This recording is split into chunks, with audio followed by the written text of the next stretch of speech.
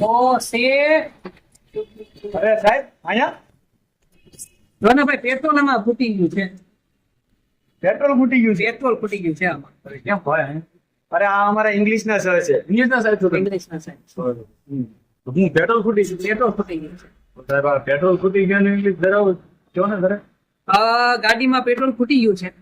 આનું ઇંગ્લિશ જો તમારે જાણવું હોય તો fuel has been run out in my bike. શું થાય? Fuel has been run out in my bike. સમજી ગયા? હા. તમારે જે હોમવર્ક હું તમને આપું ઘરે જાવ ને એટલે એક વાક્યનું ઇંગ્લિશ તમે બનાવજો.